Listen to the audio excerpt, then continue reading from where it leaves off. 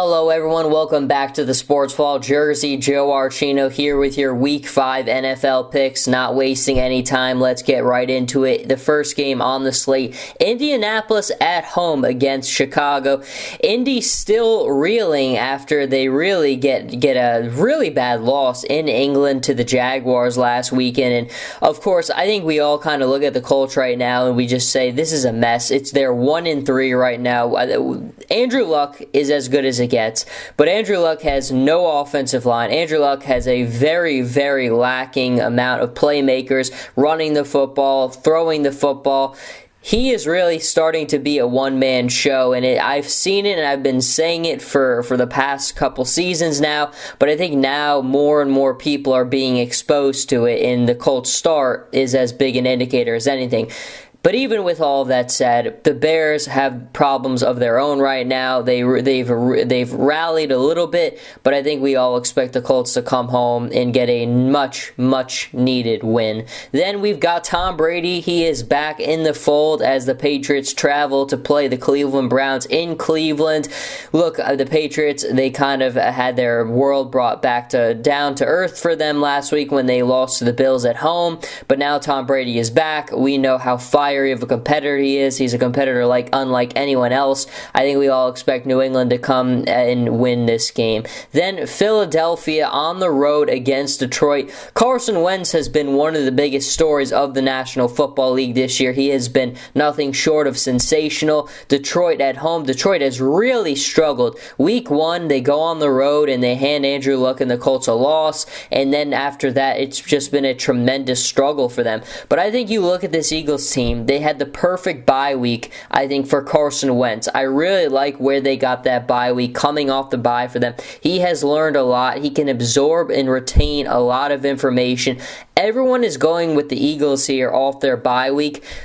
I'm a big fan of Carson Wentz. I love what I've seen from him, but I'm going with the Lions because I think the Lions have to win this game. I think this is the kind of game where if they start the season 1-4, it really could be the undoing of everything. I think Caldwell, it would really be on the hottest seat of all to start the season of anyone. I think the Eagles are still going to be great. I love Carson Wentz, but I just think the Lions are in desperation mode right now, and coming off the bye, the Eagles are going to be a little bit fresher, but the Lions desperately need this one, so I have them. Then Tennessee on the road against the Dolphins. I got the Titans here. I don't like what I've seen from Miami at all. Tennessee hasn't been much better, but if there's anything you can say about Marcus Mariota is he's almost pulled off a lot of comebacks so far this season. I just think Mariota, like Andrew Luck, is kind of in a situation where he doesn't have the greatest offensive line play, he doesn't have the greatest coaching staff around him, and he doesn't have the greatest amount of talent on the offensive end around him.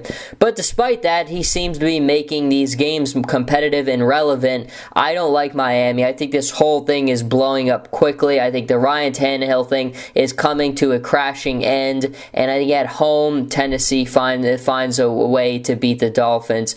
And then you've got Houston on the road against Minnesota. I think when this one, Minnesota gets it done again. It's hard to believe that the Vikings could go to 5-0 with everything that's gone wrong for them on the injury front, but Sam Bradford has played some pretty darn good football, and his job is made a lot easier when they have as good a defense as they have there, but you still have to give that kid a ton of credit based on everything he's been able to do, everything he's been able to come there and absorb all that information and just play well. During this 4-game stretch, you could make the argument that it's the best he's ever played in the NFL, and I think you look at it and he's been sensational. Houston, I don't think it'll be as easy. 90% of the action coming in from Minnesota. I think that scares me off a little bit, but I do think Minnesota, they're just too organized. Mike Zimmer is too organized of a coach to have a letdown like that at home. I do think they win. Then the Jets go on the road to play the Pittsburgh Steelers. 97% of people going with the Steelers in this game. I don't want to shy away from them. I just think, look, I thought the Jets would bounce back last week at home, even though they're playing a very good Seattle team. That didn't happen. There's a lot of uncertainty there with the Jets right now. And of course, the quarterback position is one of the biggest ones of all. Pittsburgh is coming off a huge win against the Chiefs, where Ben Roethlisberger was almost perfect at his numbers. Le'Veon Bell ran the ball very well. So I always say when it looks too easy, it always is, and this kind of is that perfect indicator of it. It looks too easy, it probably is. But despite that, I just think you have to go with Pittsburgh here. It's too convincing. They played too well, and the Jets just have too many question marks. But I do think the Jets will play much, much better and make it a more competitive game. Not as many turnovers. Then we have a regional rivalry. Washington Redskins going on the road to play the Baltimore Ravens. The Ravens, they kind of let one go last week at home against the Raiders, but I think that's not as much an indictment on Baltimore as it is how strong the Raiders are right now. The Redskins and the Ravens kind of at a similar point right now. The Redskins have rallied a little bit since they started their season 0-2. Now the Ravens are 3-1 after losing to the Raiders. I have the Ravens winning this one at home. I think it's a very close football game, and this is one of those coin flip ones where you go with the home team, so I go with the home team. Then Atlanta on the road against Denver. Atlanta has really played well this season. Since coming off their loss in week 1, I think we all looked at them and said this thing is just going to continue to regress even further, but they've rallied back to 3-1, and they played some really good football. Matt Ryan has played well. Julio Jones, of course, as always, is playing well. But the Broncos, on top of that, have just been sensational. Trevor Siemian, what can you say? He's been great. He really has been. I don't think any of us expected it, but he's led the Broncos to 4-0. I think they go to 5-0. I'm still waiting for that game where you're kind of reminded, yeah, this is Trevor Siemian, but until that happens, I think you just got to keep on rolling with Denver with how good they are. I mean, Gary Kubiak, I love him. I think he's a great coach. He's got a great personnel to work with, and he's somehow making it work with Trevor Siemian right now. Then you go to the Buffalo Bills on the road against the LA Rams, and look, who would have thought after week 1 that the Rams would bounce back to 3-1, wins against Arizona, wins against Seattle. They've really done a nice job at responding, and you got to give Jeff Fisher a lot of credit for that, because I think after that loss to the 49ers to open the season on Monday Night Football, we all sold this team down the river in a very fast time, but they've done very well, and the Bills have bounced back nicely too as well with their last 2 wins. But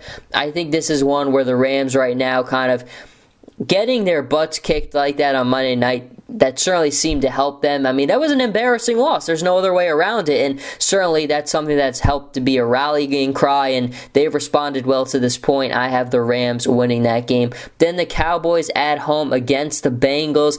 This is a tough one. This is one of the tougher ones on the schedule. The Bengals going on the road to play the Cowboys. The Cowboys at 3-1, and look, if you told the Cowboys they'd start the season 3-1 without Tony Romo, with a rookie quarterback starting, I think most people would be very happy with that. Ezekiel Elliott has ran the ball very, very well. Dak Prescott seems to be absorbing information at a very fast rate, and he just seems to be embracing his position and his role with the Cowboys right now. I have the Cowboys winning this game at home. I think the Bengals right now, it's kind of, I'm flipping all over with them. Some weeks I like them, some weeks I don't. I think the Cowboys right now have a lot to play for. The rookies there are really like that role. I mean, when you have 2 rookies like that at the running back position, at the quarterback position, developing that chemistry now, they really want to be the mantle bearers for this team. But I think at home, they get another win here. The Chargers going on the road to play the Raiders. And look, I don't know if there's been a more unlucky team in the NFL this season than the Chargers, with losing games the way that they have, with injuries. I mean, now Jason Verrett is out for the season. Danny Woodhead was out for the season. Keenan Allen is out for the season. You really can't get as bad luck as the Chargers have, but part of it has been their fault with the way they finish games, but Chargers not very lucky. The Raiders, on the other hand, they've been sensational. 3 road wins for them. I mean, you got to give them a lot of credit based on what they've done. Jack Del Rio has this team really in a great spot. 88% of people think they're going to win this Sunday. I'm going to be part of that 88%. Then the Giants on the road against the Packers. And look, the Giants have quickly struggled tremendously since starting the season 2-0. The Packers are coming off of a bye week. I originally was going to go with the Giants to win this game because I think you look at this, it has the perfect making. No one in the world is going to expect Green Bay to lose this game coming off their bye week, and especially with how the Giants have struggled. But I think right now it's exactly that point. The bye week, to me, if this was just a straight-up game where the Packers didn't have a bye week the week before, I would totally go with the Giants here, because this is a game that historically they do well in, and they bounce back in that game where people don't really expect them. But That's a lot of road action. I'm going from Minnesota to Green Bay and another night game on top of that all. That's just a lot of extra wear and tear on the body. I think the Giants just kind of need to get back home so that they can compose themselves and they can kind of get back in rhythm. But the Packers, on the other hand, it's a close one, but I do have them winning it. I might flip back on the Giants, but right now I went back to the Packers. Then the Monday night game, Tampa Bay on the road against Carolina. And Carolina 1-3 right now. The same thing with Tampa Bay, but I think, of course, the most surprising of all, Carolina. And sometimes this happens where you're in the Super Bowl and you have a little bit of that hangover from it and you get off to that rough start. I think there's some problems at play there. Certainly the protection for Cam Newton has been one of the biggest.